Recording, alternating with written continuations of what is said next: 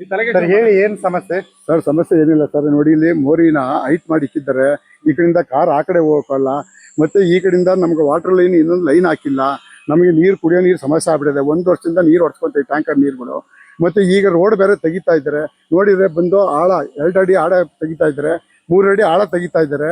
ಅದಕ್ಕೆ ಇವರು ಎಷ್ಟು ಜಲ್ಲಿ ತುಂಬ್ತಾರೆ, ನಮಗೆ ನೀರು ನಿಂತ್ಕೊಳ್ಳಲ್ವಾ ಇಲ್ಲಿ ವ್ಯವಸ್ಥೆ ನೋಡಿ ನೀವೇ ಬಂದು ನಗರಸಭೆಯವರಾಗಲಿ ಮತ್ತೆ ಮೆಟ್ರೋದವರಾಗಲಿ ಬಂದು ನಮ್ಮ ಸಮಸ್ಯೆ ನೋಡಿ ಬಗೆಹರಿಸ್ಕೊ ಅಂತ ನಾವು ಕೇಳ್ತಾ ಇದ್ದೀವಿ. ಯಾರು ಇದುವರೆಗೂ ಒಬ್ಬರು ಈ ಕಡೆಗೆ ತಲೆ ಆಗ್ತಾ ಇಲ್ಲ. ಅದಕ್ಕೋಸ್ಕರ ಎಲ್ಲ ನೋಡಿ ಯಂಗ್ಸ್ರು ಮಕ್ಕಳೆಲ್ಲ ಸೇರ್ಕೊಂಡು ಇದು ಮಾಡ್ತಾ ಇದ್ದಾರೆ. ದಯವಿಟ್ಟು ಎಲ್ಲರೂ ಇದನ್ನ ದೊಡ್ಡ ಕಡೆ ಗಮನ ಹರಿಸಿ. MLA ಅವ್ರಿಗೂ ಕೇಳಿದ್ದೀವಿ, ಎಲ್ಲರಿಗೂ ಕೇಳಿದ್ದೀವಿ, ಯಾರು ಈ ಕಡೆ ಗಮನ ಹರಿಸ್ತಿಲ್ಲ. ಇದು ಸೂಕ್ತ ಕ್ರಮ ಕೈಗೊಳ್ಳಿ ಅಂತ ನಾವು ಇದನ್ನ ಯಾರು ನಗರಸಭೆಯವರಾಗ್ಲಿ, ವಾಟರ್ ಅಂಡ್ ಇಂಜಿನಿಯರ್ ಆಗ್ಲಿ, ನಗರಸಭೆ ಆಯುಕ್ತರಾಗ್ಲಿ ಯಾರು ಈ ಕಡೆ ತಲೆ ಹಾಕಿಲ್ಲ ಸರ್. ಮಣ್ಣು ಇಷ್ಟೊಂದು ಯಾಕೆ ತೆಗಿತಾರೆ? ಯಾಕೆ ತೆಗಿತಾರೆ ಅಂದ್ರೆ ಅವ್ರೇನು ಜಲ್ಲಿ ಹಾಕಿ ರೋಡ್ ಹೈಟ್ ಮಾಡ್ತೀವಿ ಅಂತ ಹೇಳ್ತಾರೆ ಸರ್. ಈ 3 ಅಡಿ ತೆಗ್ದಿದ್ದಾರೆ, ಇದು ತುಂಬಾ ಜಲ್ಲಿ ಹಾಕ್ತಾರ? ತಾವೇ ಯೋಚನೆ ಮಾಡಿ.